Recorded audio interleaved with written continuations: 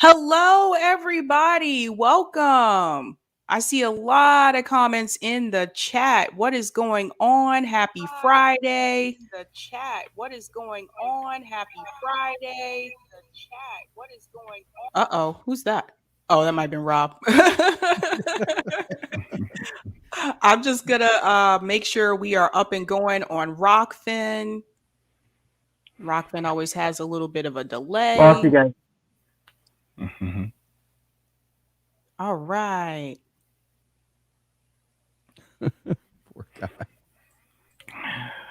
This is why we need municipal broadband. That's right, man. We do. Broadband for all, for real, for real. Exactly. We do. We do. I can't even tell you. Ro- All right. All right, cool. Shout out to people in the chat. I just want to give a quick hello to where did it go? Thank you so much, Kami John, for the super chat. Appreciate you bringing Steve Grumbine on. Love the show, Sabs. Keep fighting the bastards. Thanks so much. And welcome, Kami John. All right. I want everyone to get a chance to introduce yourself to everyone. We'll start with Steve. Oh, I appreciate you having me on. It's been a long time coming. I think it was, not to put too fine a point on it, but I think you and I talked on May 31st. It was right after we had done another show together. And I was like, hey, we got to do something together. And lo and behold, we're doing something. So this is cool. Anyway, I'm Steve Grumbine. I'm the founder and CEO of the nonprofits Real Progressives and realprogressives.com, Real Progress in Action. And I also have two podcasts that I currently work on. One is Macro and Cheese, which is an MMT progressive leftist podcast. And the other is The New Untouchables, which is produced on Sunday evenings. And that's all about bringing down elite control fraud and the fraudsters of Wall Street. And I'm happy to be here. All right, cool. I think a lot of you guys may know my next guest, JB. Either way, you want to introduce yourself? Hey, my name is James Fauntleroy. You guys know me as JB Font on Twitter. I am host of the JB Show on Fred Hampton Leftist Network. Awesome. And Rob is having internet connections, but Rob is a new leftist who also has a channel on YouTube. And we'll be talking about one of his videos later on as we go into the show. But welcome, everybody, to Sabby Sabs podcast. I'm your host, Sabrina Salvati. I am so happy it is Friday. I'm glad to see all of you here. Hello, Diane. Shout out. She's a Sabby's member. She said, my buddy Rob, hey there. He might be back. He might be back. Thanks so much. All right. So let's get into it. So tonight, we are going to talk about, let me share my screen here. We're going to talk about what is going on the left. And I broke this down into three different categories: elections, activism, and podcasts. There's a lot going on. And I'm hoping like with this conversation that we can all like have our voices heard and at the same time at the end come up with possible solutions of how we can move forward. So let's go ahead and start with elections. So I want to get you guys' take on this. Like, obviously, we are not in an election season right now, but people are still talking politics as usual. People are talking about the squad. People are talking about, Nina Turner and so forth. And I have my take on electoral politics. I think like some of us have been kind of disappointed, like after the squad, and but I want to hear from you guys in reference to electoral politics on the left. I want to get your opinion about this. Like, what do you feel are some of the things that we can improve on, and how can we? What are some of the things we can improve on, and also, what are some of the issues that we need to address? We'll start with you, Steve. Yeah. Okay. So, I'm not a big electoral politics guy at all. In fact, most of my time is spent talking about macroeconomics, which is probably a snooze fest for most people. But to me, it's like the most important thing when it comes to the political sphere, because without understanding how to defeat someone like Hillary Clinton, who laughs at us, says, how are you going to pay for it, Bernie, and stuff like that, it's important to know to have an answer for those things. And Yeah, sometimes those answers don't make your friends and allies happy when you explain it. it's true. But this has been the thorn, in my opinion, in the left for a very long time. And so when I look at electoral politics, I think to myself, okay, they're working inside of a system that they're, our people, our left, the real left, is an absolute outsider in. We haven't had a left in the United States since Henry Wallace, maybe when we had Fred Hampton. But other than that, we still don't have a left in this country, a very small left. True. And so what we consider to be left is still not even really left compared to the rest of the world when they talk about left. So some of what we've got going on politically in this country is a lack of understanding that just because you see a million people out in the streets doesn't mean there's not 349 million sitting in their seats listening to Rachel Maddow tell them that it's Russia, tell them that we're crazy, tell us we belong in the basement, and so forth. So part of my political belief, at least electorally anyway, is I see every election cycle as an opportunity to educate people. I'm not looking for answers in electoral politics. Hmm. I'm looking for an opportunity to get messages out. I'm looking for an opportunity to network with people, looking at an opportunity to do what Lenin talked about, which is building that network, that communications network, right? Because back then, they didn't have the internet. Back then, they didn't have all these great tools. They had union halls. They had places where they could meet. They were localized. They could talk, and they had a common message. We don't have that. We have a million ways of reaching people, but we don't really reach people. We stay inside of our little echo chambers because of the algorithms that we're all trapped in. So when we think about electoral politics, sometimes I think we actually believe left Twitter is real politics. Sometimes I think we think that, our marches represent real politics. It represents activism, of which most people are not partaking in.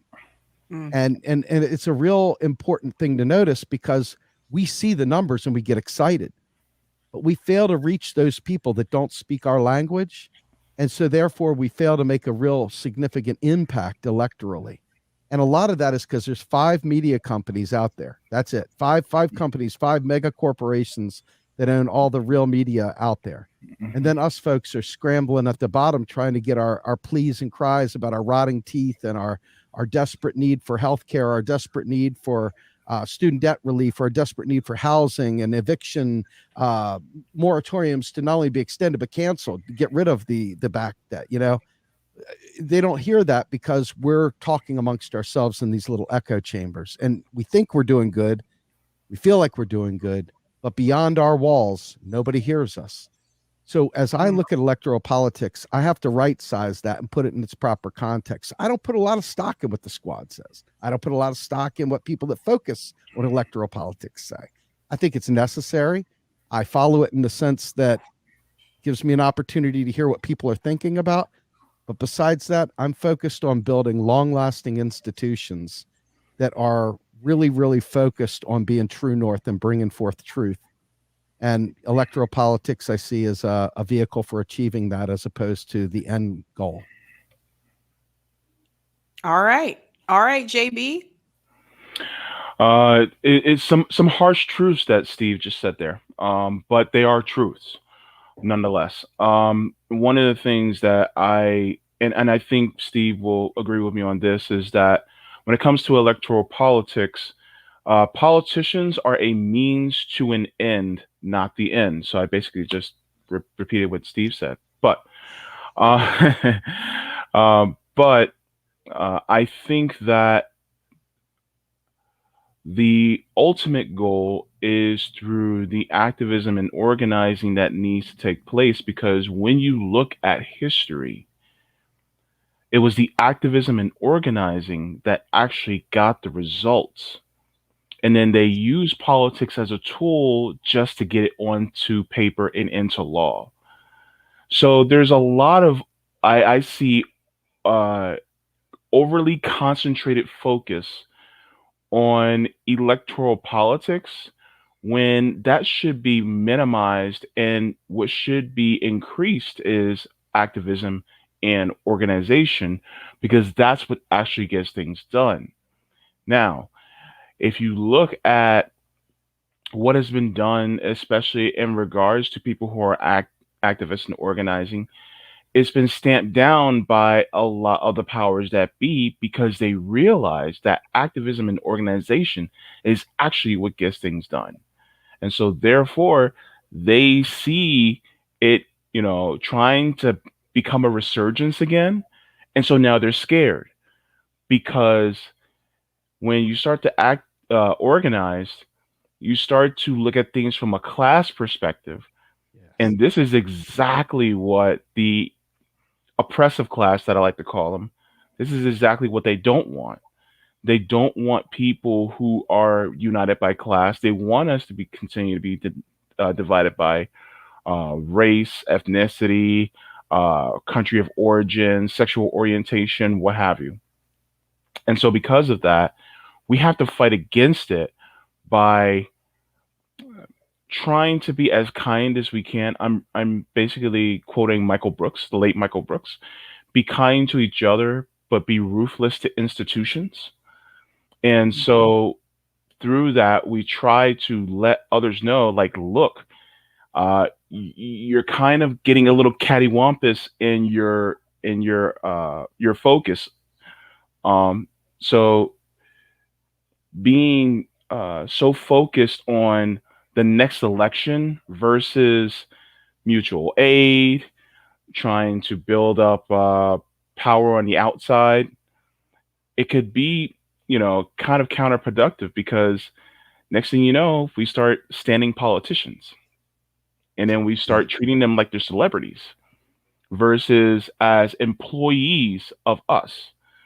So, I mean, I kind of reflect what CJ said that I give it an 80-20 approach. Electoral politics is 20%. And then the 80% goes to activism organizing. And that's what I think we should be doing because it worked in the past. So it should work this time.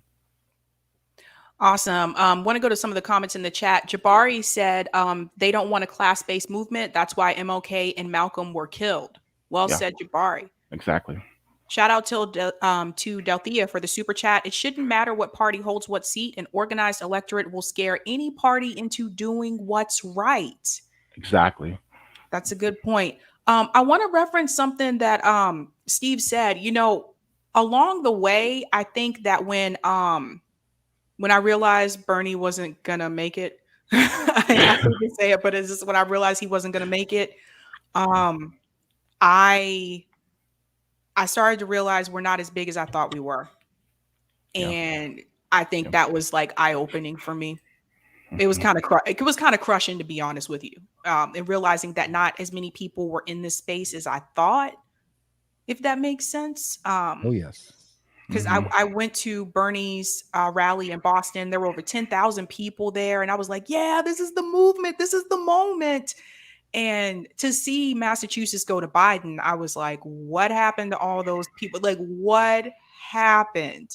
So I think that's a reality that we have to come to grips with, that we're not as big as we think we are. And like Steve was saying, like the majority of people are sitting at home watching like CNN and MSNBC, and they're not hearing us. Shout out to Julie for the super chat. Wow, I needed this stream to end a rough week. Everybody had a bad week this man. On a hopeful note of solidarity. Thanks, Sabby. Thanks so much, Julie. Awesome. Rob, are you there? I see you smiling. Can you guys hear me okay? Oh. We can hear you a little. We can hear you, but it's a little choppy. I don't know if you can hear me though. Router. Okay. Oh, hey Rob, what happens if you turn your camera off and leave your audio on? But last time. Oh, Let me oh, let see. let let me know when you yeah, because that's what unapologetic had to do. When he was Hmm. using on his phone, he had to turn his camera off and use his. All this. Oh, go ahead and say something, Rob. Oh, it's okay. It's okay. Hmm. Well, it's all right. It happens. But I want to, mention something as well in reference to, where in reference to electoral politics. So this is the coming thing that me and JB have been talking about. Right now, there is a divide on the left. There's a group that, wants to, do things through the Democratic Party. Let's continue to get like progressives in. And then there's a group of us that are like, I think we're done. We're done with. We don't want anything to do with the Democratic Party. We want to try to do direct action. And the question that I have for both of you is there a way to blend those two, or do you feel that we need to pick one or the other? You want me to go or you want Jay? I'll take either way.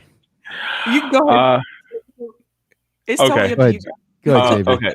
Okay. Okay. So the short answer is yes. Um, and here's how.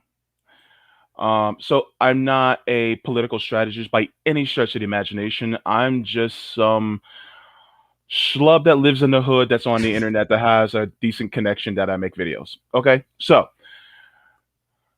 what someone like me would like to see is someone that goes, let's say hypothetically, they run in the Democratic Party. Let's just say hypothetically. And that person has a good solidarity with those of us on the left. This person would then not just campaign and go into office, but they would also make collaborations with activists on the ground. So they would go, okay, so look, I want to push for Medicare for all. So what I need you guys to do is I need you guys to get out in the streets. And as I'm pushing for this, like I would have utilized the Medicare for all march and said, I would have told everybody, get out in the streets, let's push for this. And then tell everyone who's activists to do this on the same weekend that I introduced the bill, that I pushed to introduce the bill onto the floor. And so then you have working in tandem with activism and electoral politics, but that big 1-2 punch would be from the activists. And so then as a politician, I would be like, look, this is what the people want. And then that's when you get all the people from like MSNBC, CNN, Fox, you call for a press conference and you say, look, you guys better get this done or the pitchforks and the torches are coming after you. And they're not going to come after me because I'm actually trying to introduce it. I don't know about you guys. So you guys may want to get this done. And so, you know, that, yeah, actual representation, of course. Yeah, that's exactly what I mean. So so basically, it's instead of trying to work behind the scenes, no, you're working in front of the scenes. You're putting everybody who is outside in in the know, and you're going, look, this is what I want to do. You guys come over here. You guys come over here. I'm going to let them know, and I'm going to introduce it, and then you guys go ahead and push them hard. Because the thing is that a politician is just a person that cracks the door open. The activists are the one that got to bust it right open. And so this is how I see people like that are supposed to be. Unfortunately, you have a lot of people who are in politics that want to work with the people behind the scenes. And so they don't bother to crack the door open even in the slightest bit.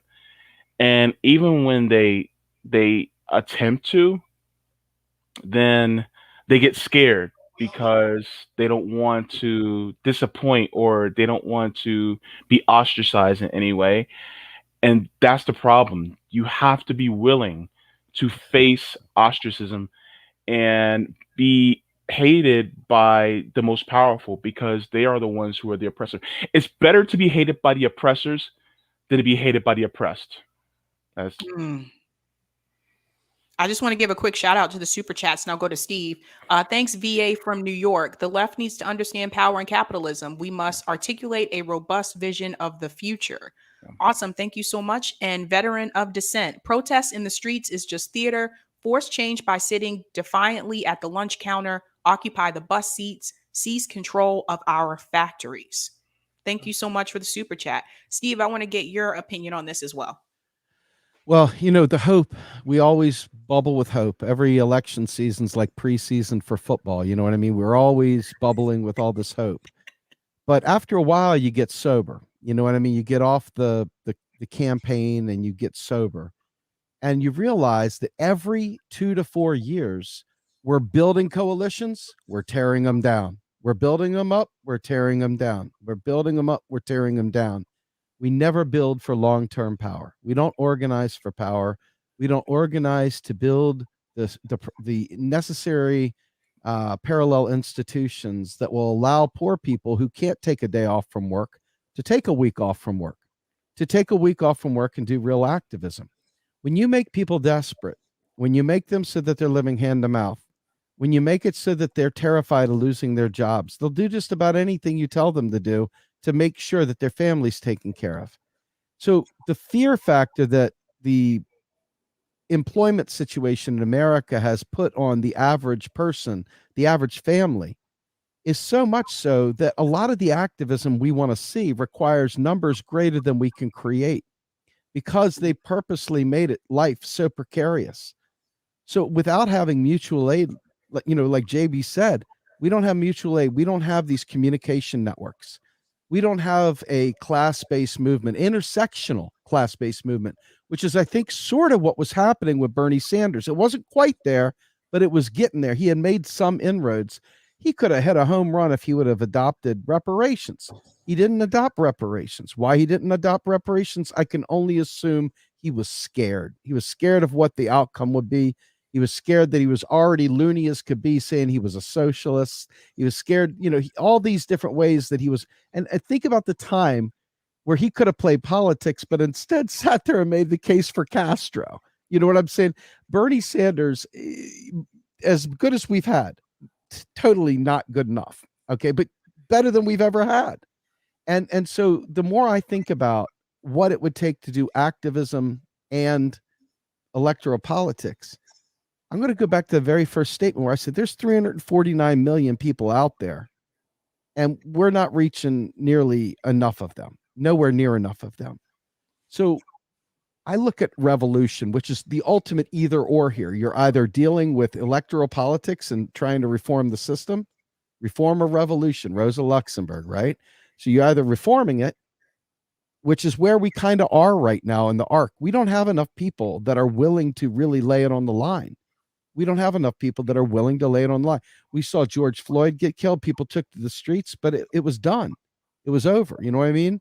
We saw people take to the streets for Medicare for all, but we end up squabbling at the end of it. We see people who literally took to the streets for Bernie Sanders, but the minute he stopped, that whole coalition fell apart.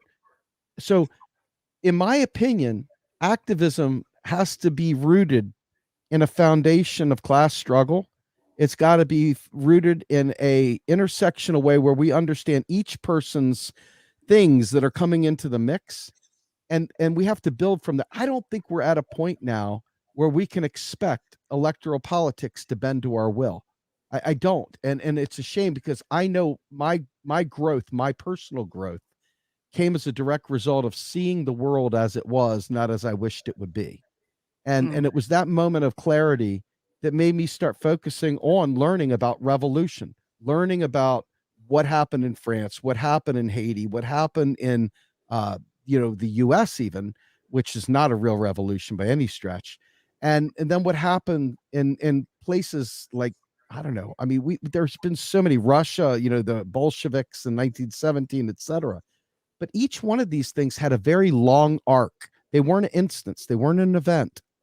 They were always over a course of time. There are many little blips. And I think that what we lack is a political analysis, real historical materialist analysis of our current situation. And because we lack that, we tend to put our hopes in things that are just not, that are always going to let us down, like the spouse that cheats on us. We're going to put our hopes in them, right? In this case, we're putting our hopes in something that is not built to serve us as of right now. We could put pressure on them, but all the focus on Twitter, all the focus in all these podcaster groups, all the focus in the news about electoralism in my opinion, it distracts from long-term success. So can they be done together? I think they can, but I think you have to understand that you are not going to have a revolutionary leader typically in there, because they will primary them, they will run them out of town, they will dig up dirt on their families, they'll do whatever they have to do to eradicate them or render them null and void. So you've seen, that song by Living Color where he says, when a leader speaks, that leader dies and stuff like that. Well, we've seen through history, Fred Hampton, Yep. Malcolm, MLK, on and on and on. Every time somebody speaks up, they get killed.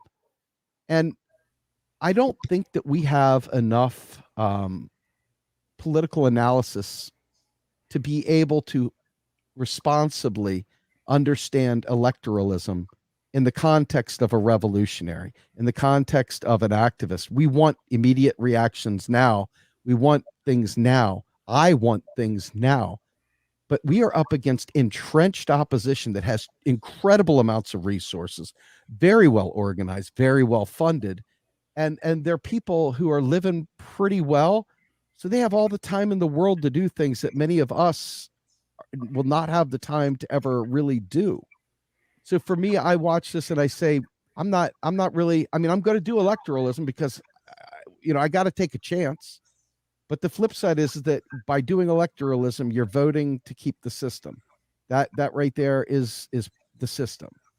And I think that's where we end up crisscrossing in the paths of the left, where people assume that all we got to do is just get AOC elected. All we got to do is just get Bernie elected, and whammo, everything is good. We can go to the leftist brunch. You know what I mean? And unfortunately, it just doesn't work that way. And so I have a hard time watching a lot of leftist media anymore that talks a lot about electoralism, because it puts my feet to sleep. I know it's not the answer. And I want to hear people talk. I don't want to hear people just angry. I want to hear, they tell you, hey, don't just go complain to your boss. Go tell your boss you have a solution to. Bring a solution with you. I don't want to hear people belly aching about electoral politics anymore. I want you to recognize that it's failed you and think about what we can do about it. And I think that what you guys are talking about, somebody said something about heat in the streets. I think we really need to really focus on building the communication networks and vote, do what you got to do. But I really genuinely believe putting the focus on electoralism is a setup for that next division in the community, because one person doesn't like that person, the other person doesn't like that person, so we already lost. I just don't think it's much of a solution right now for us. I want to give real quick, JB, and I'll pass it to you. I want to give shout out to the super chats. Thanks so much, 86 Blackberry White. I'm sorry, that name just cracks me up. Our currency issuing Congress can fund reparations and so many other progressive policies with a few keystrokes. Hashtag real progressives, learn MMT, equality with justice. Thank you so much for the super chat. And then we have two more here. They go by so fast sometimes. Look a black Rome. Sorry. Thanks so much for the super chat, Rome. We have to overthrow the government here to stop the pain around the world. It starts and stops with us, whether we like it or not. Thanks so much, Rome. So great to see you on here. And thank you so much, Stelthea Simmons. We have good people out here trying to do good things, but they are doing good as charity, not in solidarity. Filling food boxes, but not filling minds. I want to comment on that real quick. I'm going to pass it to you, JP. Be careful with charities, because I found out a couple years ago about the Red Cross, so I couldn't donate to them. Like, sometimes when you donate to these charities, your money doesn't go where they say it's going. And that was rather disappointing, because that was something I thought I was doing a good thing, if that makes sense, like donating to those groups. I've donated to environmentalist groups that said that your money was going to a better cause, and then come to find out most of the money wasn't even going to the cause that they said it was going. And so I agree with that. Like, solidarity is more important. And Steve, I'm glad you mentioned like the reparations thing with Bernie Sanders, because that was one of the things that I felt like those of us that are black leftists, like, we kept saying that like, dude, that was a big mistake of his not to have reparations plan. You're going to lose like people on that. And I think we ran into the issue as back then we didn't have a platform. So nobody saw us. We just talking to people that we knew like on Twitter or whatever. And it was really frustrating for me, I think, to see people who had large platforms say that that was not an issue. And I'm like, no, dude, that is an issue. Like that's a problem. And so I think part of this divide, and JB can speak to this as well, that we run into on the left is a lot of times it seemed like when it came to, we were talking about political issues and policies and things that we want. When it came to Black issues, it was like those issues weren't important. And I think that was really hurtful for us. And so I think for some of us, that's why we kind of checked out. And it was just like, let's just try to do this another way, like through direct action. And JP, I want to get like your opinion on that too. Yeah, it's you want, like, for instance, you hear about the universal programs, and we can intersect that with Black issues pretty easily. But there's also some issues to us that are kind of exclusive to us that we would like. And one thing is having that repair done, that debt that is owed. And the fact that uh, people like Bernie kind of walked away from it, it's disappointing because it just begs the question. Could, and people will ask this, and rightfully so. It kind of hurts, but it's like, do you really care about us? And so for a lot of us, it's just like we want, universal programs for everybody because we don't want anybody to suffer. But it's like, are you pinpointing, to some of our needs and some of the things that we want? And so that's one of the things that was difficult, to kind of get a handle on. And I would constantly get into different discussions, dare I say, arguments with certain um, Black people on Twitter, and they would say, "Well, Bernie doesn't support reparations," and I'd be like, "Well, he kind of does," but I would have to try to twist myself Yep. into a pretzel in order to explain it. Right. And I'm just like, and part of me now is just like, yeah, no, he just didn't. He was doing some policies that kind of got around it a little bit, but it wasn't like a definitive, I'm for reparations. And here's the crazy part. You should not have two people who are to the right of you outflank you on the left when it comes to Black issues. Tom Steyer and Marianne Williamson outflanked him to the left. Let's be real. And so the fact that that happened is like, come on, Bernie. Come on, man. And and he of all people knows, being a man that's Jewish, knew that Jewish people got reparations, from Germany, and so he realizes the importance of that and repairing that. And so he should also recognize, while having Breonna Joy Gray as his national press secretary, and while having Nina Turner as on his campaign, that he should know this. I mean, even people like Killer Mike, probably told him this. And so I think one of the things on the left is just we have to center more a need to I don't even know how to put it. We have to center a need to, provide policy as liberation for people. And sometimes we focus on we focus on certain policies for certain groups. Like we'll talk about a lot of times we'll talk about uh, oh my god, what's it called?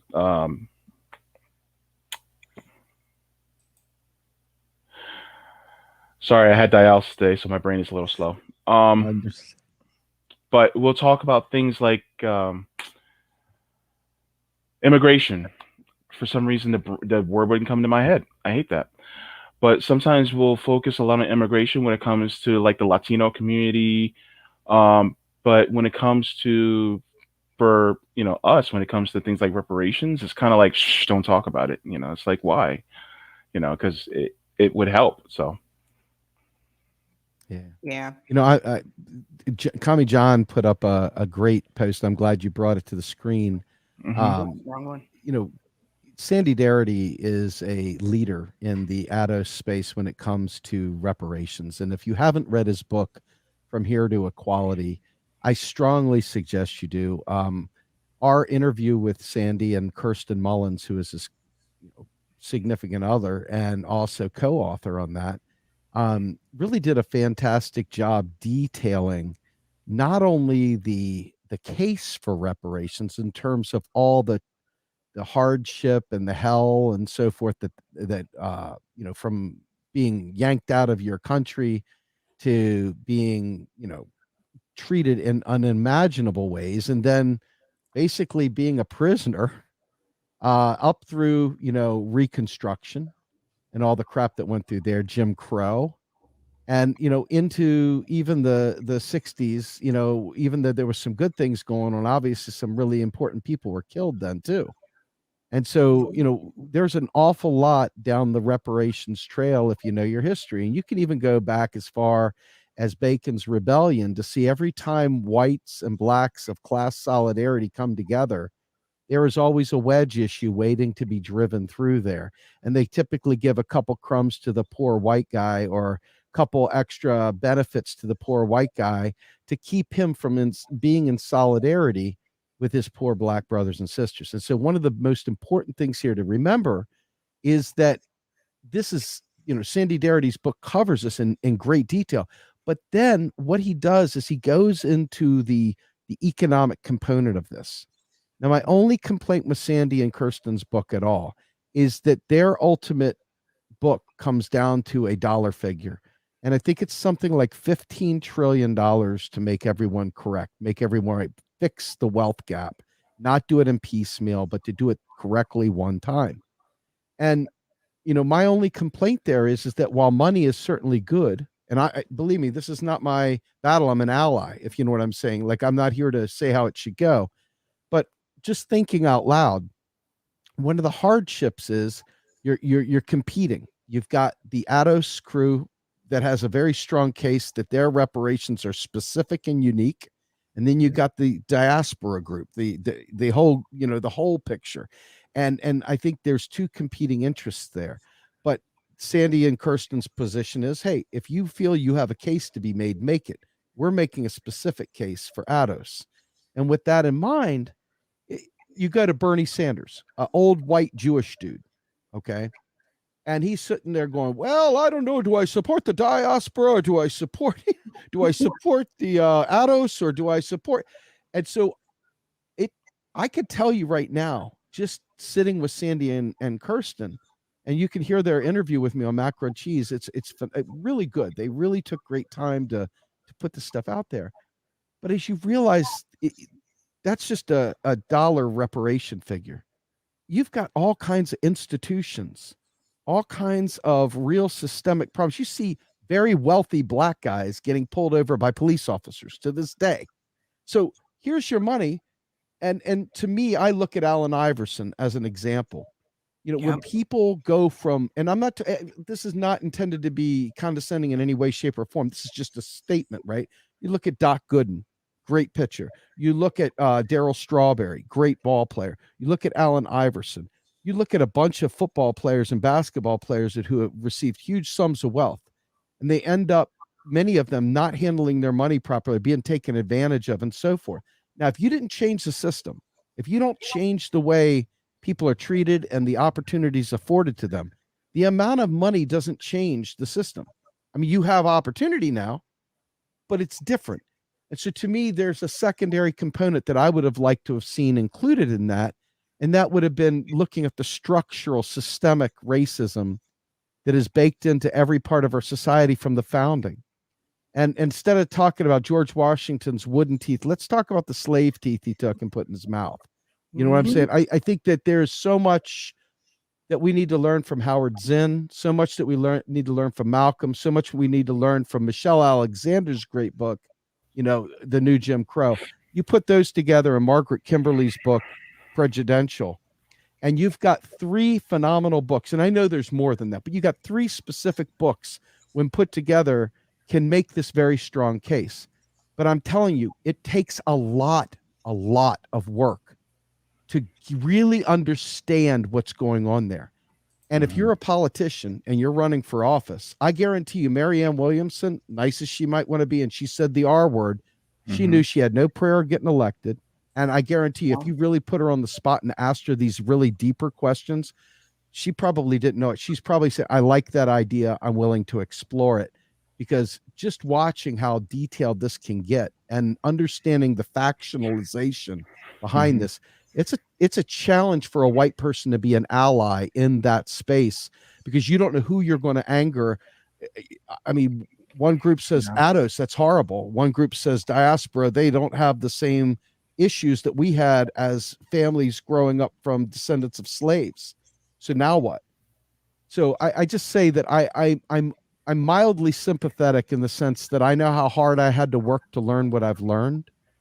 And in the middle of a campaign season, it's kind of hard to adopt a complex policy. It is not hard, however, to say, yes, I support reparations. Let's find out what that means.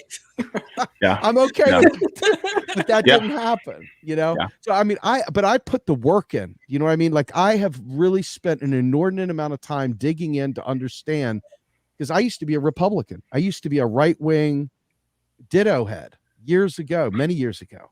Not and my the conversion, my conversion from Republican to libertarian to Ciastello libertarian to Democrat, slip through to MMT informed leftist, progressive, whatever you want to call it. That's where I stand. And so I look at these things a little bit differently now. And I take great pain and pride in working through tough issues and not running from them. So it's hard to expect a politician to talk about MMT, much less get into the intricacies of reparations. So I'm just keeping it real there. I know it's hard for me, and I really try. So that's tough. But he should have easily said, hey, let's explore it. Anything. Yeah. I want to give a quick shout out to the super chat. Sorry, JB. I know every time you're about to speak, he's like, damn, that's Sabrina. Thanks so much, Mr. Morger. Morger is in 241. Shout out to Jimmy Dore through his channel. I found out about yours. Thanks so much. I always like to see new faces here. Call me John. That was your comment from earlier. Thanks for the super chat. Sandy Darity's Juniors from Here to Equality nails down the reparations solution. A must read. Great show, Sabs. And there was one more from Mr. Oh, it's gone. That's the only thing. These things disappear sometimes. So I want to move into activism and podcasters and I'm going to go directed to you, JB. Steve, I'm pretty sure as you've seen, this has become pretty ugly, like recently. And I don't really know what the answer is, but I can tell you, for me and JB being on the activist / podcaster side, we had a lot of people pointing fingers at us saying, like, it's you guys' fault that Nina didn't win. And me and JB are like, dude, we don't even have large platforms. Like, like not that many people are listening to us. But and we're on the side of like, dude, like we're trying to tell you how important it is for, politicians and candidates to also listen to what activists are saying. It doesn't mean you have to agree with everything, but at least like hear us out and listen to us, because we're the ones that put the squad in office. We're the ones that got them elected. And it just seemed like all of a sudden it was our fault because we were just like, hey, well, maybe we should try to look for other ways of doing things like direct action, or we were disappointed because of the squad. And this is how I look at it. Like for me, like as African American, I had my issues with the squad not supporting force the vote, but I also have my issues with the squad choosing to fund police more. So for me, I'm like, how are you going to say that, we need to stop police brutality and what happened to George Floyd was a tragedy, But then when it's time for you to vote for police funding, you side with the police. You decide to give the police more funding. So for me, I was like, that's it, I'm done. Like that was a turn off for me. And I'm go to you, JB, because I know you've been waiting. No, there's a gigantic amount of disappointment, and a lot of times being blamed for demanding what you should be demanding. It's kind of crazy. It's just like I'll just give my example for me. I kept my mouth shut when people like Nina Turner said she was going to be running. I didn't say anything. I just kept my mouth shut, and I was like, okay, I'm just going to sit back and observe.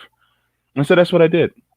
Closer towards the end, after observing, uh, I let my concerns be known. And a lot of people were like, "You're going to be the reason why she loses." And I'm just like, I'm just letting my concerns be known. It's funny how when you let your concerns be known during a regular primary, everybody's okay with it. But then, when it comes to somebody who they kind of stand, then they get mad at you for it. So it's like, yeah, but we have these concerns, and we want you to work in tandem with direct action. But if they're not, then it's like, what are you doing? And so would like to, get the. I think I kind of do know the reasoning behind the to push so much for electoral politics. I think that uh, having such a strong push for electoral politics partially is propaganda, because they've been pushing. There's this overly huge focus on electoral politics and taken away from activism. So I think propaganda has something to do with that, because they don't want people to be more organizers and activists. Then they want the focus to be more on electoral politics, because they know that it's kind of a fool's errand to put a huge amount of stock into it. Yeah, I don't disagree. The one thing I will say though, just regarding Nina Turner in particular, and Hmm. this is where my positioning gets more nuanced.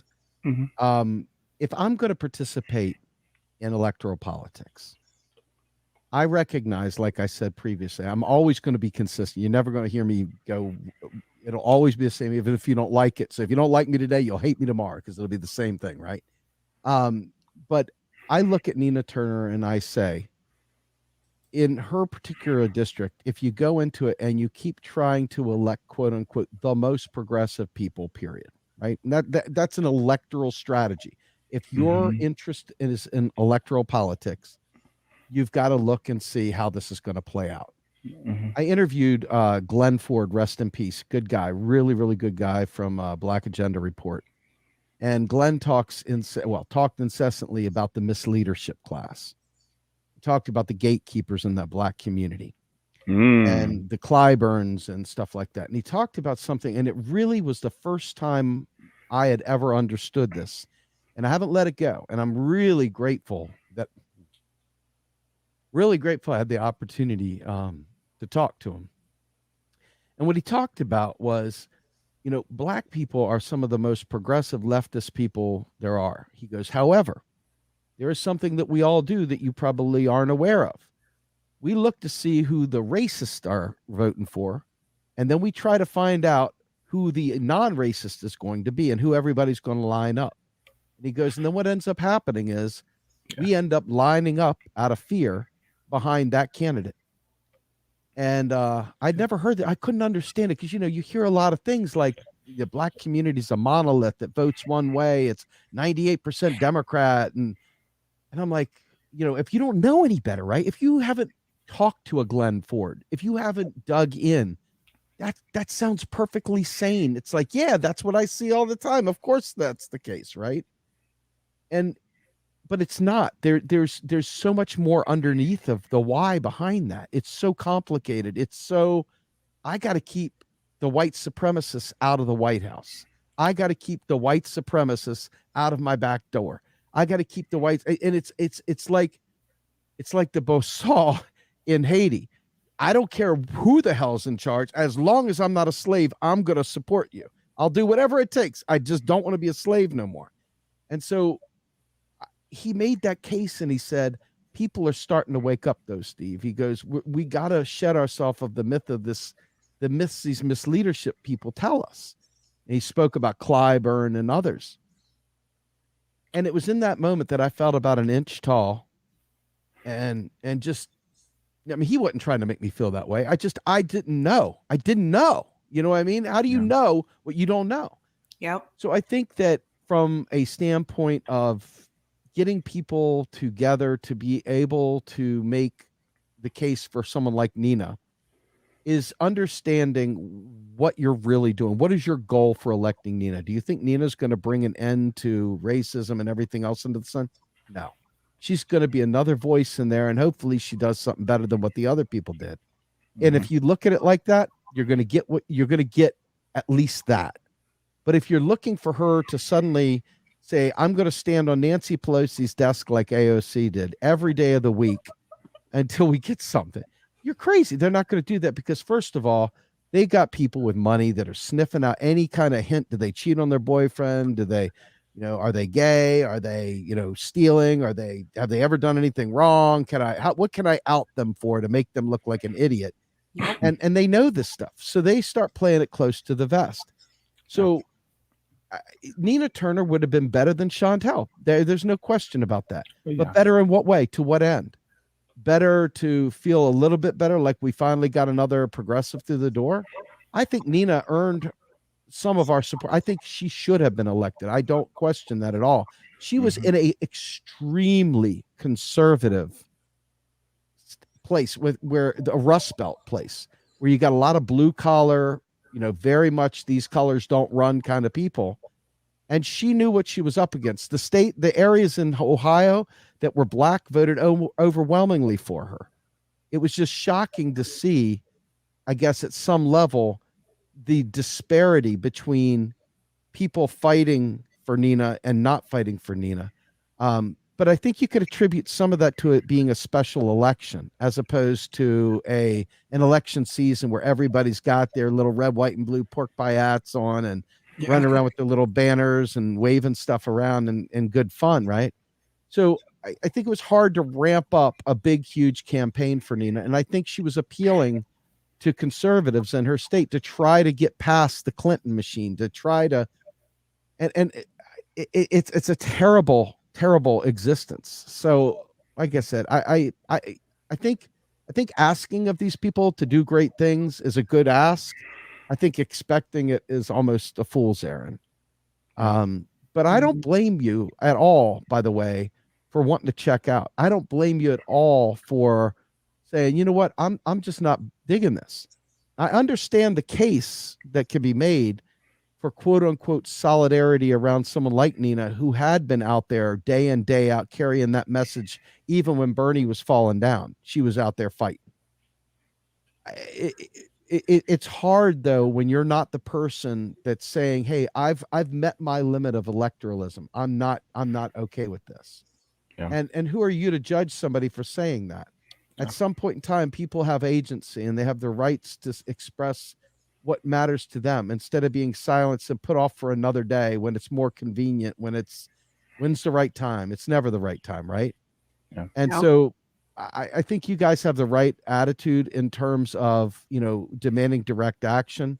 I'm not as cynical about Nina as you all are, possibly. And I'm saying that offhand. I don't know how you really feel necessarily. But I feel like Nina Turner would have been a good person to put in. I had my own issues with her, which I don't think we're really talking about on this call here. So I'll leave those for another time.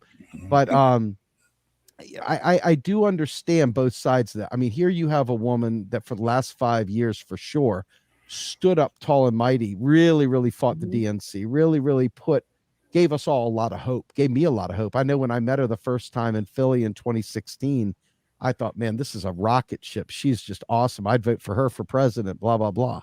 But I do know how the system grinds you. So Does.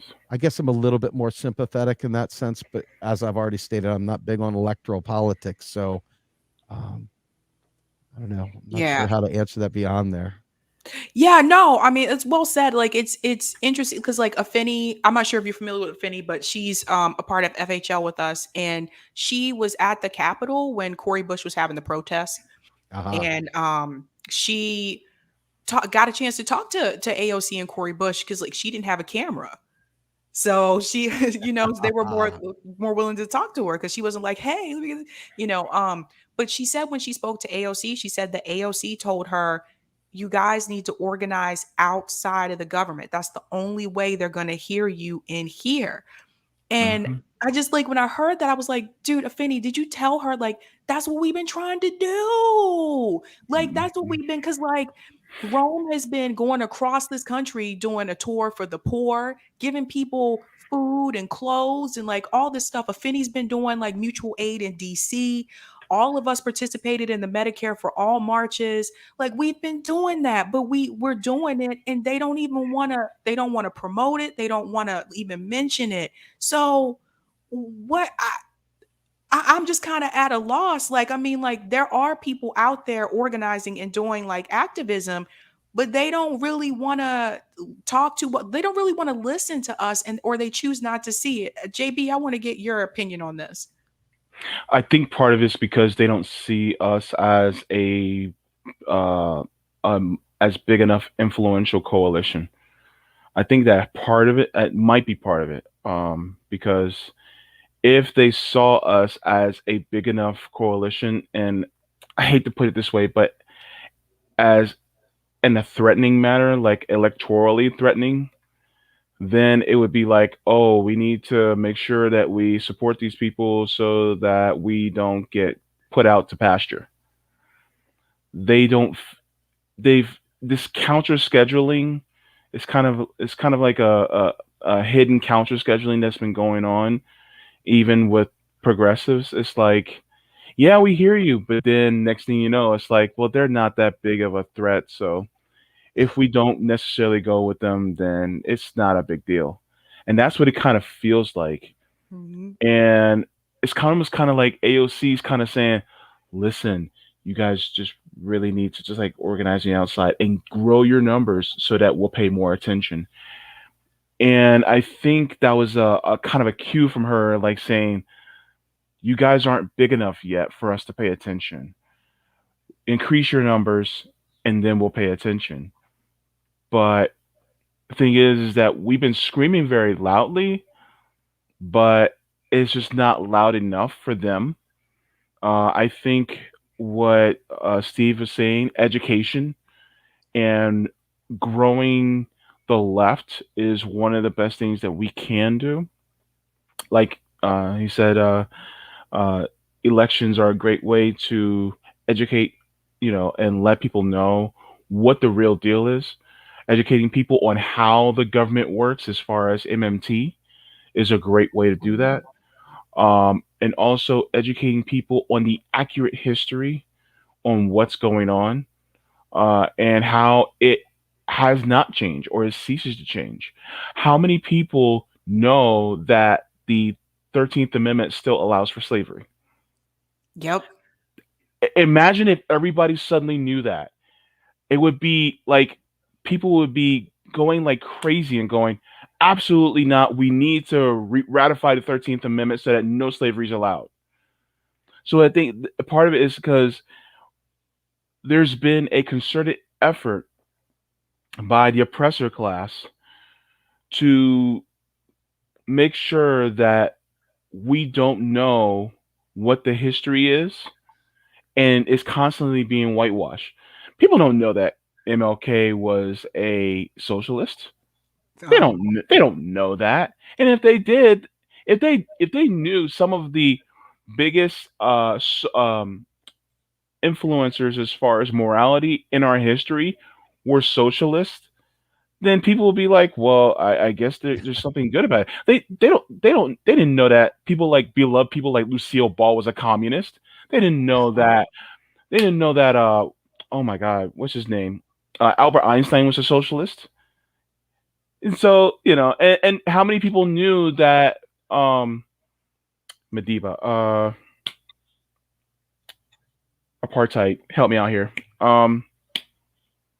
South Uh, Africa, Nelson oh, Mandela. Nelson Mandela, that he was really cool with, Castro, that he was friends with Castro.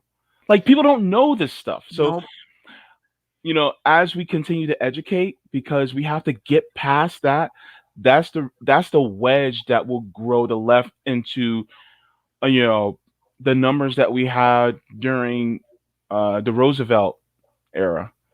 And so they don't want us to know that because this is one of the reasons why the whitewashing continues on a perpetual basis. So, you know, macro and cheese, having that podcast going on Mhm. on a loop so that people learn more about MMT and how macroeconomics affects us on our daily lives.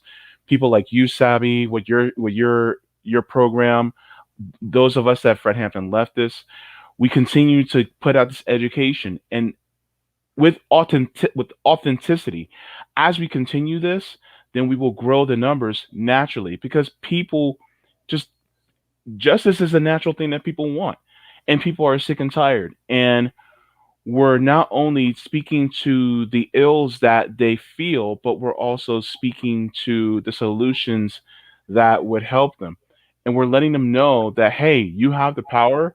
You just need a little bit more education. Look at slavery. Why did they keep us from reading and writing? yeah, that's easy, right? Mhm.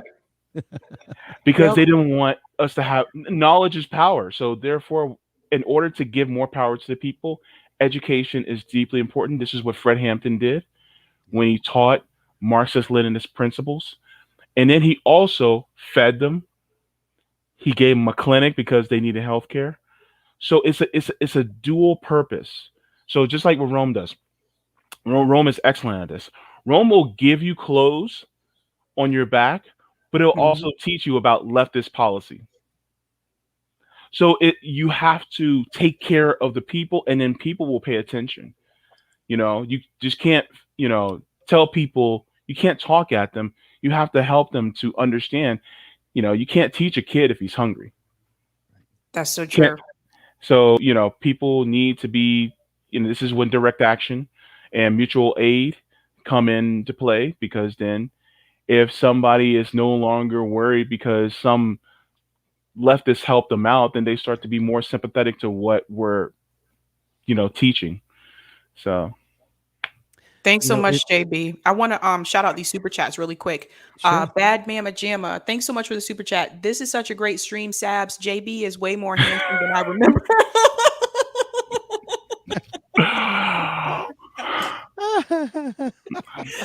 And I am a sorry. Jay, but you remember the before scene where we're all fat faced up against the camera? It's like, oh man.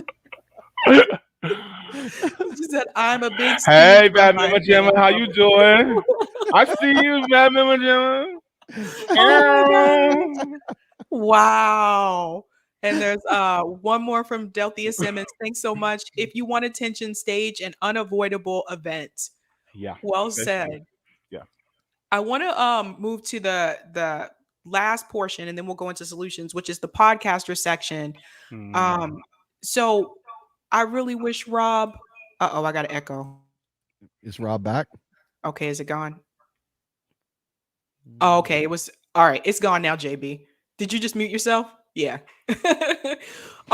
Rob made a video and oh man, Rob, we miss you.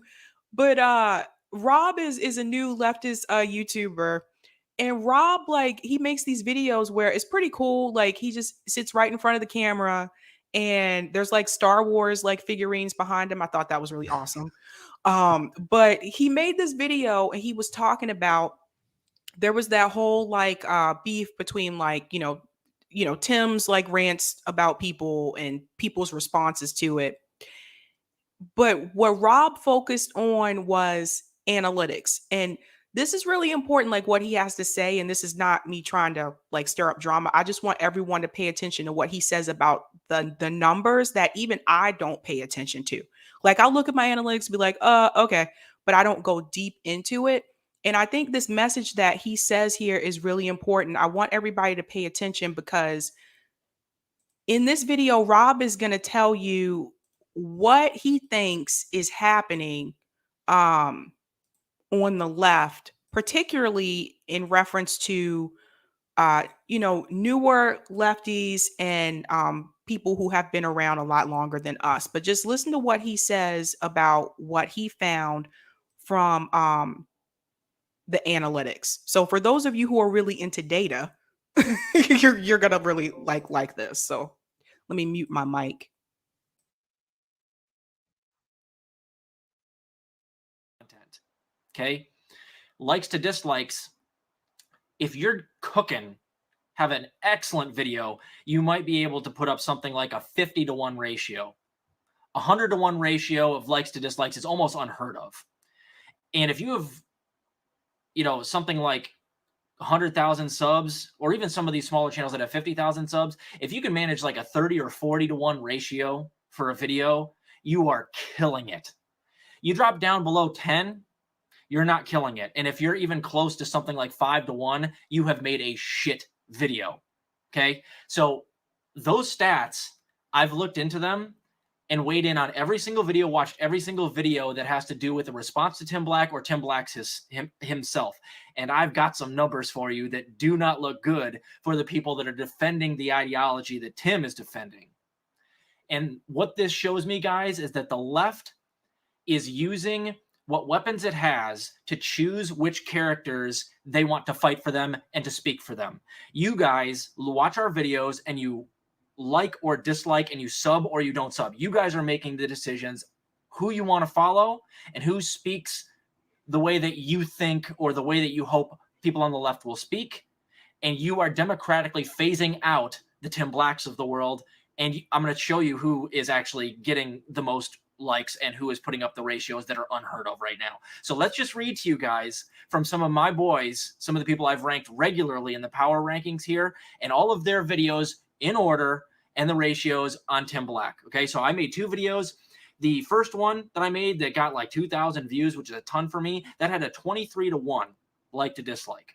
The one that I dropped right afterwards that had the diss track, the literal rap diss track in it, has infinite 105 likes, no dislikes. So, I mean, even if I got a couple of dislikes, I'm still way above that 50-to-1 ratio. Now, listen here. We've also got Jackson Hinkle made 2. He had 28-to-1 and 34-to-1. Fred Hampton Leftist has made 2. It's really the same video, one spliced to just have the end where Rome is basically destroying Tim Black, which was catharsis, by the way. And then the longer 3-hour video before they get to that part. Those 2 videos got 37-to-1 and an unheard of 297-to-1. That's Rome just going 450 feet to straightaway center, hitting it right out of the fucking stadium. Okay, Vanguard. And generally the Vanguard is pretty vanilla on this stuff, really. They didn't hit as hard as Rome did, or me, or Jackson, but they still did 13-to-1, 11-to-1, 17-to-1, and 16-to-1. Okay? We got Frank Analysis made 1, 42-to-1. Unapologetic made 2, 31-to-1, and 92-to-1. Hard Lens Media, which you guys so graciously pointed me in their direction. I've been watching their stuff lately. They made 1, or they made 2, 53-to-1 and 35-to-1. And then they made 1. It was 53-to-1. And then the Convo Couch made 2, 35-to-1 and 32-to-1. You don't have anybody lower than my ratio on my best video or on my videos other than the Vanguard. 23-to-1 was as low as it got other than the Vanguard. Now, let's look at the ratios of likes to dislikes for Tim Black and one other channel that really went out there and tried to defend Tim Black. And this is going to be like that scene in Animal House where I'm giving, like, I'm Dean Wormer or whatever his name is, and I'm giving them their like midterm grades, and it is going to be hilarious. So we've got Tim Black himself on the video that he actually dropped that got this all started. 1.5-to-1. 1.5 thousand to 1,000 dislikes. If you get 1,000 dislikes on a video and you have like 7,000 views. Oh, is that bad? That is so bad. And then he had another follow-up that got 3-1. And then the farther he goes into the future and the further he distances himself from that first one and kind of corrects a little bit, the best he got on any of the 3 videos was a 7-1. 7-1. If I ever had a 7-1 ratio is that low on a video, I have made a shitty ass video. I've never had a 7-1 that low of a ratio before. I don't think. I think the most I've ever gotten is something like a 10-1, something like that. And even that I would consider a poor video. Now that's pretty bad. That's like Kroger. You got 2.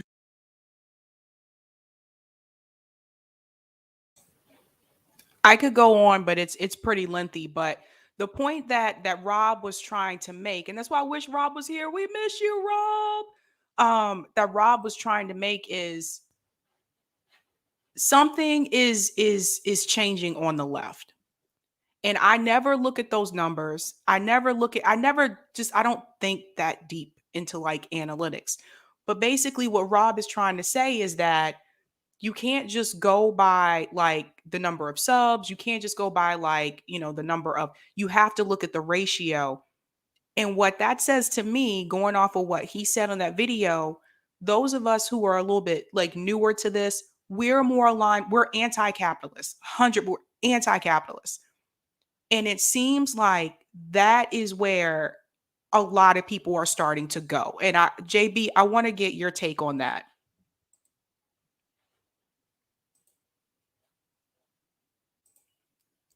Sorry about that. Yeah. I apologize. Yeah. You know, it's kind of like when people vote with their dollars. That's what it feels like to me. And there's more of a gradual shift on the left. Okay, so basically what I mean is at one time, a few years ago, Bernie Sanders came in and he woke us all up.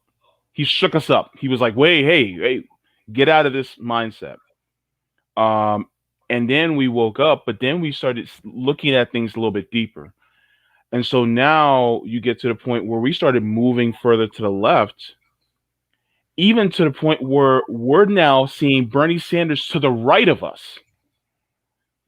And you have some people who stuck in that same mold. They didn't move with us. Some have, but a lot of them haven't.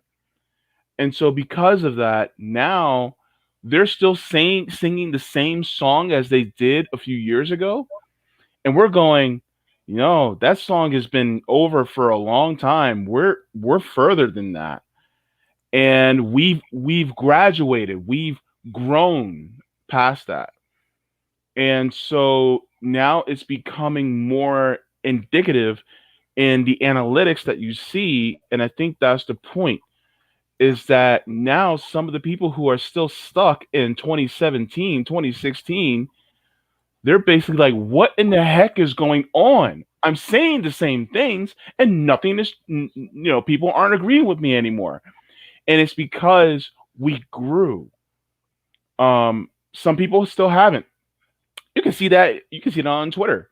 You have certain groups of people who, will, talk down at us and they'll say certain things. And it's like, yeah, we moved past that. So I think that's one of the things that I think that's part of the left growing. It's growing through a growing pain right now. It's it's kind of unfortunate that you have some people that still haven't grown yet, but I'm hopeful that they will join us eventually as we continue to grow further. Yeah, like my take on that is well, first I want to shout out, thanks so much, Alice. You just became a Sabby's member. Because you're talking organizing, that is what is needed. um definitely agree. I can tell you guys, like, Steve, you may not know this, but JB knows this. I work in higher ed, and so I work with students that are like 21, 22 years old, and they are more likely to be like socialists. They like socialism. They feel it, and a lot of it has to do with, graduating with a lot of debt and a lot of student loan debt, and they can't afford to buy a house, they can't afford to get married, and like all those Hmm. different things. And so Hmm. it's like this is the reason why I wanted to mention this, is because this is the other divide that we have on the left. Is like those of us that have kind of, we're like, okay, Bernie was great. Now we're moving forward. We move further left. And then you have those that are, they're still stuck in like 2016. And how do we bridge? So I want to go into in solutions. How do you think we bridge that gap? Because this is part of why we have a lot of these attack vids. It's like so and so kills or so and so destroy. You know what I'm talking about.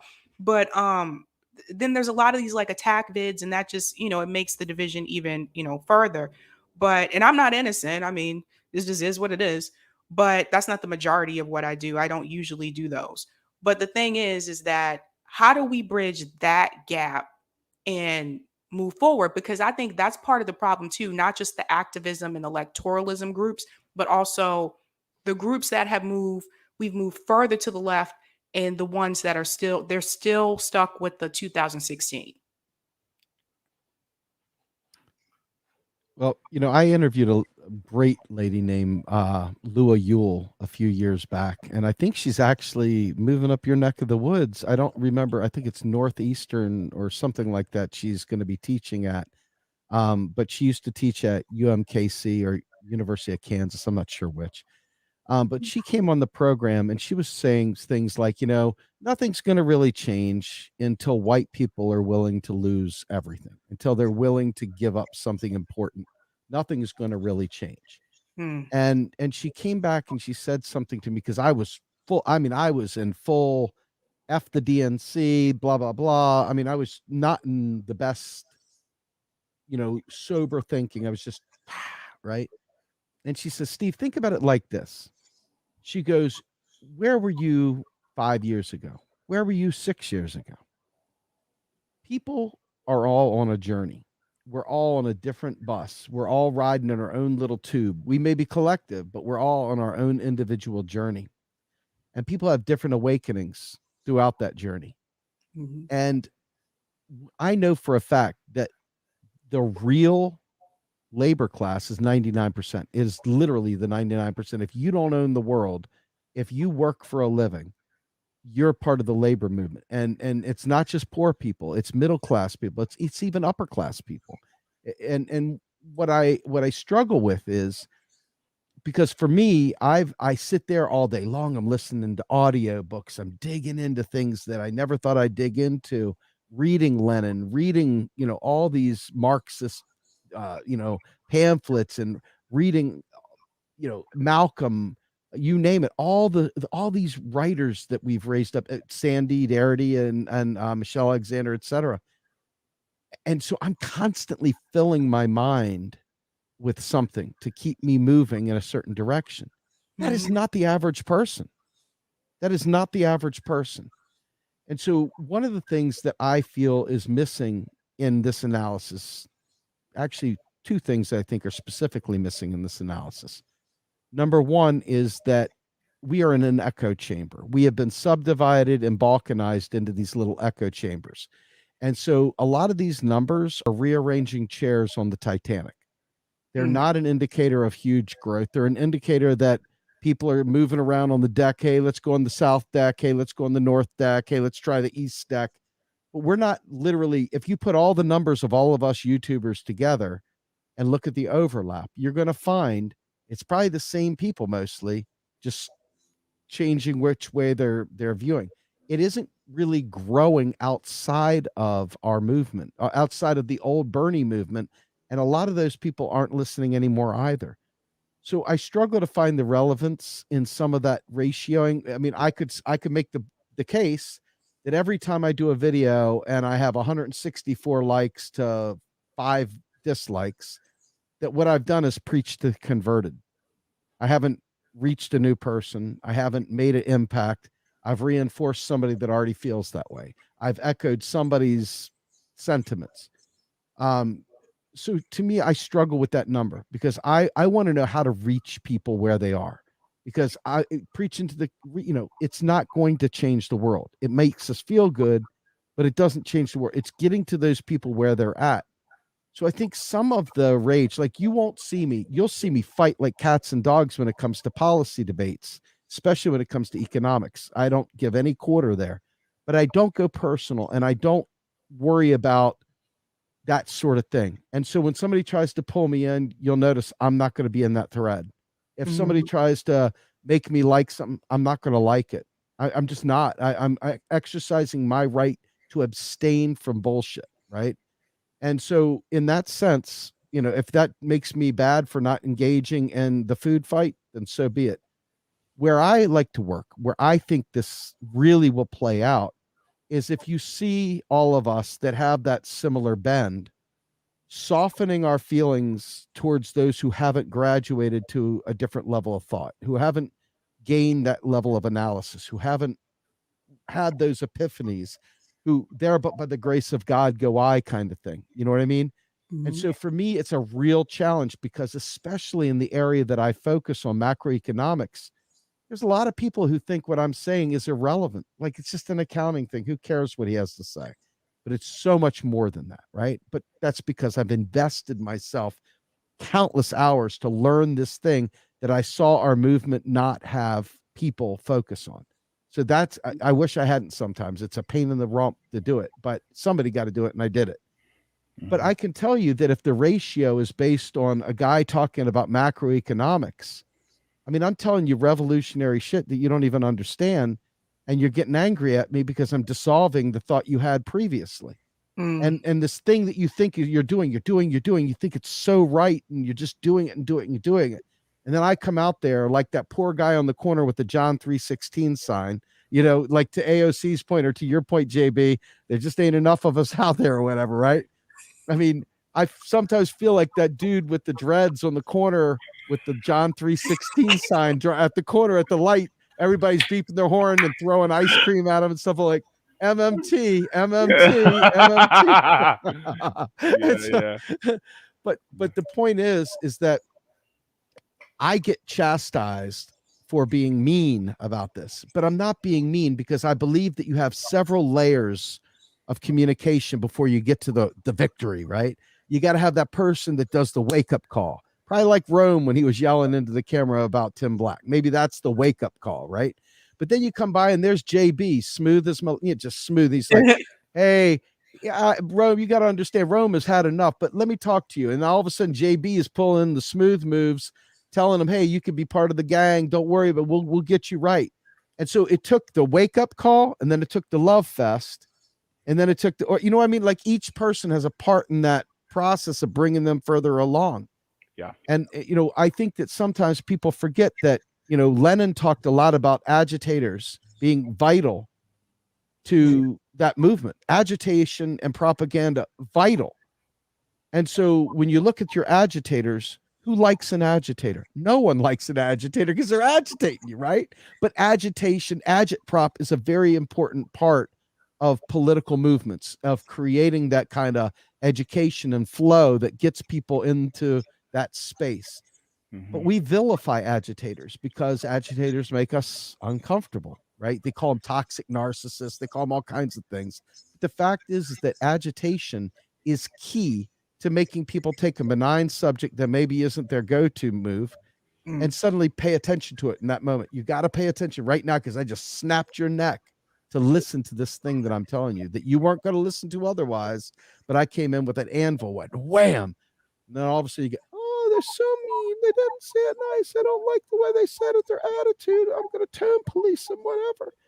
And I think back to when that girl from Black Lives Matter grabbed the microphone out of Bernie Sanders' hand. And you remember the people, right? And you look at what happened when that girl went at Hillary Clinton's thing. I mean, I still remember that hallway, the stairway, and they put that sign up and they're like, get out of here. And then all the old timers, you have some respect, young lady, and all this stuff. This is agitation. This is core to making things relevant. So we're mistaken because we're always fighting each other like the agitators have no room in this movement. Well, the agitators are key to this movement growing. You're going to piss some people off. You're going to make some people check out, but you're going to wake up a few. And there's a few agitators out there that are going to tip their hat to you and say, I see what you did there. And it's okay.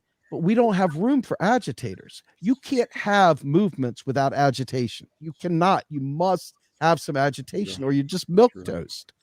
So one of the things that I think is difficult because a lot of people just do not have any class consciousness, have no political analysis, have not studied history, and do not understand organizing or power. This is going to come shocking. Yeah, people have to sometimes be a jerk. That's part of the agitation. However, it's not to say you attack people. And I think this is where this movement has gotten to now. Yeah. You're a bad person because you support vaccines, or you're a bad person because you don't support vaccines. You're a bad person because you voted for Bernie. Bernie sold us out. You're a bad person because you didn't Dem exit. You're a bad person because you didn't this. It's always about the person. You're bad. You're a bad person. And I find myself oftentimes trapped in that feeling sometimes as well, because when I see people sniveling around and gossiping behind the scenes and, hey, did you see this? And that's really, I graduated a few years ago. I'm 52 years old. My high school days are lived through my kids now. And I don't want to go through it again. I didn't like it then. I don't like it when my kid, and I certainly don't like it in the role that I play now. But I think that that's a real big deal, is that we don't talk enough about the different roles in a movement. Agitation, organizers, the servants. I mean, you always have servant leaders. I mean, let's take the religious angle for a minute for those people that are Judeo-Christian, whatever. Jesus was washing dudes' feet. He was washing people's feet. He was a servant leader, if you take that stuff for real. If you don't take that stuff for real, you can look at other leaders throughout time. I mean, think about Malcolm X. One of the things that really grips me was to watch the many phases of Malcolm X as he went through being bitter, as he went from being a thug, as he would say, to being bitter, to suddenly having that epiphany, and then going to Mecca, seeing other people that wasn't like in the United States, where they treated each other like brothers and sisters, eating from the same thing, treating each other great. He went through all these phases, and then he came out and he says, hey, Prophet Elijah Muhammad is a fraud. And now all of a sudden they're going to kill him, right? Whatever. I mean, the point I'm making here is that he went through a lot of changes on his arc of his journey. And I liken some of the things that I relate to him myself to the way he went. So when I think about it like that, he never lost his cool in camera. He never lost his cool at Berkeley. Even when he was talking to straight up racists, he never lost his cool. He was always cool as the other side of the pillow. You know what I mean? He was always that guy that had his shit together. And when he spoke in such a way that you listened to him. I can't even tell you how many times I pick up the phone and say, oh my goodness, I just read this part. Blah, blah, blah. Look at this guy. Mm-hmm. I think that this is what is missing from our movement, is understanding that everybody's on a journey and we got to meet them where they are, not demand that they be where we are. Yeah. And that is so hard, so hard, so hard. So, yeah. But if you want to be successful, and I'm talking out of one side of my mouth, because as soon as we get out of here, I'm still me, and I may not follow everything I'm saying, but I want to. This is an aspirational goal. Okay. I'm just saying this is aspirational.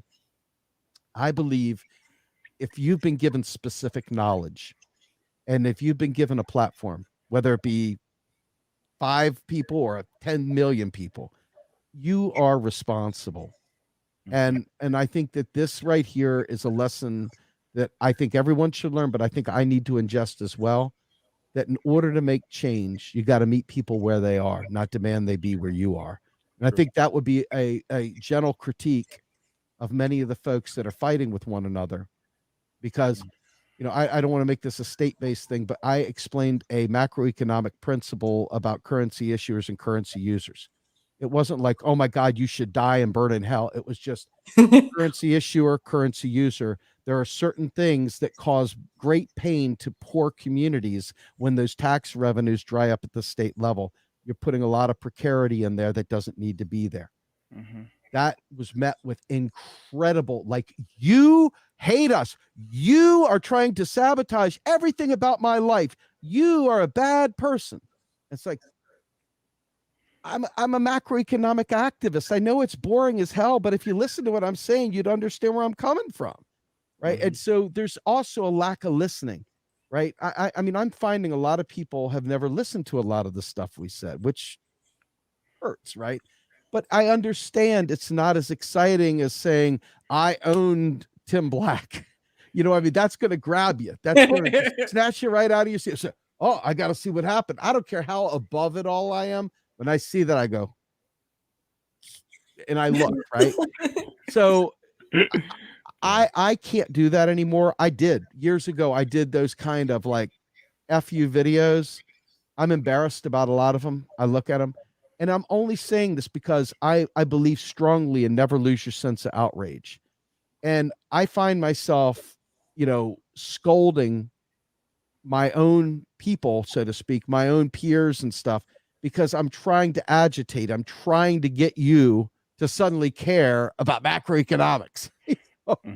And it's not going to get there by gentle love. That doesn't work. That might work after you've been popped in the mouth once, but it won't work until then, because this is a boring subject. You skipped it in school for a reason, right? You didn't want to take it then, and you don't want to hear it now. But you can't have the kind of peace with justice, equality with justice, democracy, health and well-being, technology innovation, all covered without economic justice at the root.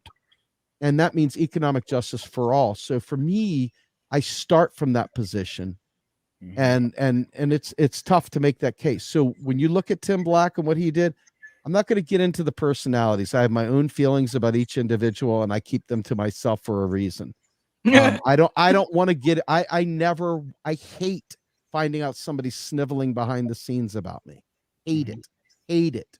So when I think about it, I try not to do it.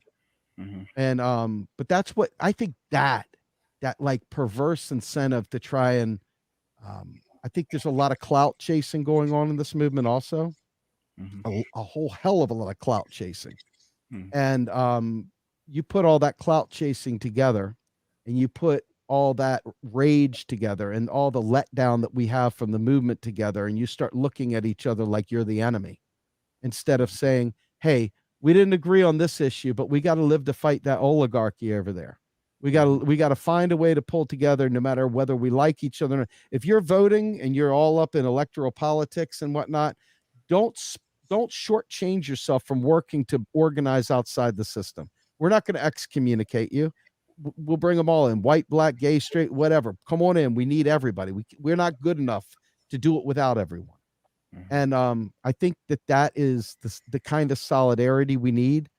But I also think it's important that if you, Sabby, have invested yourself in a certain issue, you have made yourself an expert in said issue, and you've worked really hard to produce something for this movement that is intended to bring a valuable weapon, a tool for us all to leverage. We should give you the due respect you deserve for investing yourself in that issue, whatever your experience is, whatever. This isn't about appeals to authority. This is just understanding that everybody has a different part to play. And I feel that way about the macroeconomics. Look, if you didn't spend day after day for the last 10 years trying to learn this stuff, there's no harm in that. But there is somebody who did. Why not hook them up with a little bit of your ear so you can learn this vital issue? And I think that right there, that exchange, that genuine base respect is missing in a big way. And some days I want to close my account down and never come back. But then I look at my son who's autistic and I say, I'm doing this for you, bud. I'm doing this for you. And then I keep going back for some reason. But that right there, to me, I think is really critical. You can't have disagreements when the minute somebody says, I don't agree with you, the first thing you do is say, well, you're just trying to destroy my activism. It's like, no, I've got something to say. It's important. You've got something to say. I'm listening. But there isn't that. And that right there, my friends, is like 101 of relationship building, 101 of respect. And active listening is very important. So, Of course. I think that's what we're seeing is a lack of active listening and a lack of basic respect because of factionalism, because I'm in camp A and you're in camp B and there the two shall meet. And that it's a shame, but I'm not sure what the answer is other than just start finding it within yourself to each one teach one, each one reach one, and try to build relationships wherever possible and put pennies in that jar for that rainy day when you got to disagree. And I just don't think we're doing that. And I think that's a starting point. Yeah. Man, Steve, you ever thought about being a motivational speaker? Like that was deep. I was like, wow. Yeah. Can I interject a little bit? Sure. From what I gathered from what you said, it was very eloquently said, and I appreciate it. Is that there needs to be more patience on the left, and Yes. that With patience each has, other. yes, with each other, and it has to be applied. Uh, like again, like Michael Brooks said, be kind to each other and be ruthless to institutions. So that kindness also has to extend to people who we may have a different view of the the remedy for the situation, even though we still all want the same remedy. Uh, so I think that, and this is definitely incumbent upon me because I have my own show, that we have to um, be willing to recognize the person that they haven't grown to where we're at yet, and make space for that so that we can help them in their growth. It may not be very comfortable, but as long as we're patient with them and helping them to do that, then ultimately, maybe a couple years down the line, this person will probably be where we're at, and we'll be like, "Hey, remember when we had this disagreement and we came to a particular conclusion and we diverged in our thinking, and now we have deeper solidarity for one another." So I'm just basically saying all that to say that I agree with largely what you said, Steve. I appreciate it. Hey, man, thank you. Appreciate that. Hmm. Sabby, you're very, very kind. I think that one of the things that I would like to say here is that, you know, it's tough when you're doing hard work, when you're really preparing and stuff. Like, I, I mean, I appreciate being considered part of the podcasting and YouTube community, but I'm also, and this is hard to remember sometimes for people, we actually took that deep dive to create the structures, to create the 501c3, to create the 501c4, to Hmm. give us a real foundation from which to pivot from and to build something long lasting. And so much of my time is spent teaching people project management, teaching people how to do agile and scrum, which are things that most people don't know how to do. But the left, when we talk about being organized, Hmm. ain't nobody more organized than a project manager. Trust me. And so you put a project manager in an agile sense, because agile and scrum are democratically led project teams. Yes, you have a product owner that kind of sets the priorities and kind of helps you determine if you're on the right track, but the team itself works together hand in hand, no man, woman left behind. And they work together to work through the issues and get it done in monthly clips, right? So if you're Hmm. doing a march, plan that sucker out, be ready, look at the contingencies, look at the different risks and issues that you've got to deal with. And the left, because we talk about organizing so much, needs to start developing some of the skills that the oppressor has so that we can, in our own material conditions, have a strength to fight back. We end up spinning in teapots and we wonder why we're not getting anywhere. Boy, you watch people say, what's the plan? How do we do this? Let's talk.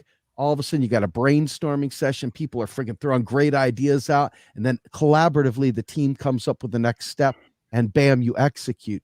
That's what the bad guys do. The good guys need to learn how to do it. And that right there in this current environment of electronics and internet and all these different communication mediums and so forth, that is going to be our best path to taking that democratically led, that individual, that grassroots effort and turning it into more than just a loud noise, to Hmm. really provide some structure that you can hang your hat on, to build mutual aid, to build communications, to build media, to build all those things, to have a policy platform, to have a think tank that supports the movement. So we're not just a bunch of people waving pitchforks.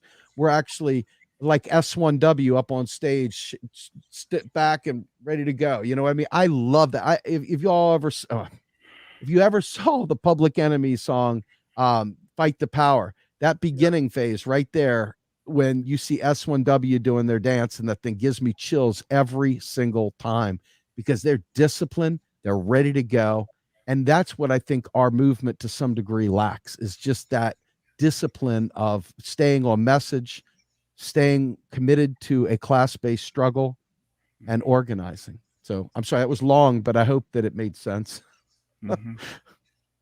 No, we've learned a lot from you tonight, Steve. Right, JB? Yeah, definitely, definitely. Hopefully it's not that I'm just a big old asshole. No, Right. Yeah. Delthea Simmons said, like my mama said, you do business type things in a business type manner. Well said. Mm-hmm. Yes. I just want to say, like, thanks so much, like Steve, for I see JB all the time, but thanks also JB. But thanks so much, like, for coming on. I'm glad we were able to, like, all of us able to, like, have this discussion. You guys notice, like, those of you in the audience, did you notice how calm and civil like this discussion was? So we can have these discussions. Mm-hmm. Yeah. And Absolutely. until we have these discussions, I don't see how we can move forward. You have to be able to Yeah. have these discussions with people. So, Yeah. but thanks so much, Steve. Anything that you want to plug before we jet? Well, I already talked about the podcast. So because I got you guys on here, let me just say out loud, we got a new podcast that'll be out probably in September, October timeframe, called The S Word. And it's all about the history of struggle. And the idea is we got 9 people of all different races, ages, colors, you name it, all together, going through the French Revolution, the Haitian Revolution, and we're going step by step through this whole process. And it's an amazing journey, and I've learned so much. So look for that. That'll be on our website at realprogressives.org, where you can find all of our other stuff. However, what I want to throw at you is this, and my team, I think, would definitely support me in doing this. I am speaking out of turn. But we're going to be doing what we call monthly summits. As part of our nonprofit, we do have 7 knowledge areas, and I listed them off a minute ago: economic justice, peace with justice, environmental ecological justice, equality with justice, democracy, health and well-being, and technology and innovation. And we're going to be doing summits each month where we'll have a series of 5 panels on a given subject, maybe ending empire, maybe what would a Green New Deal look like if we had our druthers and we weren't trying to negotiate it, how that framework would go. And I'm talking about, we're going to have academic doctors and stuff. We're going to also have activists and media personalities, and would love to find a way to commingle this with you guys, because I want to make sure that this is not a monolith, that we have tremendous amount of voices covered, and that it's not a standard live stream, that we're literally talking like we mean it, like we mean to take power, like we're talking about real issues. And I think that this is a great opportunity to build those coalitions, to build those relationships, and find out who knows this and who knows that, and pull all that knowledge together into one place. And so I would be honored if you guys would consider working with us in this space. It's really something exciting. We're going to do it, but I felt like I put you on the spot because we got a camera. So it's something to think about. So I hope you guys will consider that. And that's really all I have to say. I love everybody. I hope they check out our podcast tomorrow morning. We'll have Macro and Cheese with Bob Hockett. He's talking about the infrastructure bills, both the regular one and the reconciliation bill. And then Sunday night, of course, we have the new Untouchables. So I hope you'll join us on our YouTube, Real Progress in Action. So thanks. Awesome. Well, we love to collaborate, Steve. So thank you so much for for letting us know. Definitely. Yeah. JB, you have anything to plug? Yeah, first of all, as those of us who are on the leftist, our thing is we love to collaborate and cooperate. There's no competition here. It's all love. And, that sounds very interesting, Steve. I might just take you up on that offer. So I'm going to tell you about that. Um, And I would also like for you to come on my show. Just don't come on Sabby's. You need to come on mine. Anytime, anytime. Yeah, but on Sunday I will be having the professor that I nickname him the professor, Chris Richards. Will be on along with Kennedy Cooper. We'll be discussing some of the news of the week and some other different things. We like to get into history and all that good stuff. But yeah, you guys can you know see me on the JB show on the FHL network. Cool Very beans. good. Shout out to Mr. For the super chat. He said, excellent guest, excellent show. Thanks so much. I agree. Like, this was a great discussion. Not gonna keep you guys much longer. Tomorrow tomorrow evening at 9 p.m. Eastern Standard Time. There is a healthcare summit that is done by KRTD. I think I said that correctly. KRTD. So it'll be myself and Franco, Fee. I can't remember everybody that's on it. Oh, Hardlands will be there, and we're going to talk about next steps for healthcare. So definitely, check that out. But other than that, guys, thanks so much for tuning in. I think this was a great discussion. And as usual, guys, have a good night. Keep up the fight. Thank you so much. Thanks.